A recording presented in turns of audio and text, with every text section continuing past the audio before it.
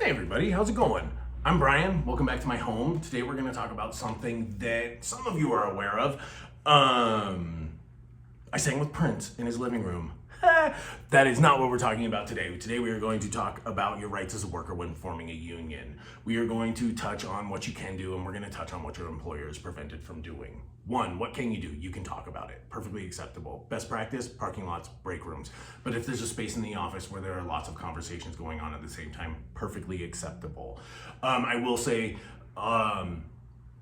pretty much 100% of my communication is done off of work time. I do believe that's best practice.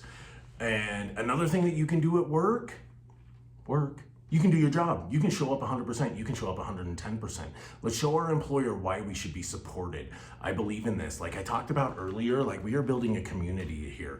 We are not creating an us versus them mentality. We are not creating an atmosphere where it is one against the other. We are working together, show people why we should be supported. Let's talk about things that your employer is prevented from doing. They are prevented from threatening employees to join a union. They are prevented from threatening people who are showing support as well. They are not allowed to retaliate against you for union activity. They are not allowed to discriminate against people who are in support of a union. They are also not allowed to give preferential treatment to anti-union employees. They are not allowed to question you about your support, and they are prohibited from preventing you from talking about a union. Finally, they are prevented from discriminatory practices or discipline regarding any union activity or materials. I'm going to bring up one thing really quick. It was said somewhere, I didn't do a deep dive, I'm just going to put this out. Nobody is going to jail for this conversation. A supervisor told someone that I could go to jail for having this conversation. Absolutely untrue. Best practice, remain neutral. Do I believe that's intimidation? Absolutely not. Do I believe that's intimidating? Yes. Absolutely, that's intimidating. For somebody that's never been to jail, that's got to be a frightening thing to hear. I've been to jail. It was a little over 20 years ago. It sucks.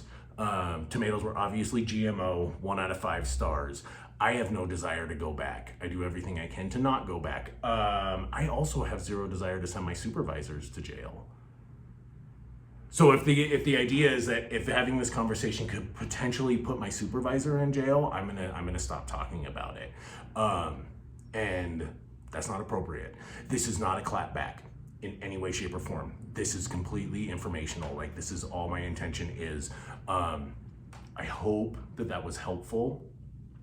So we can talk about it. Do it off work hours. And we can't be prevented from talking about it. Let's keep going.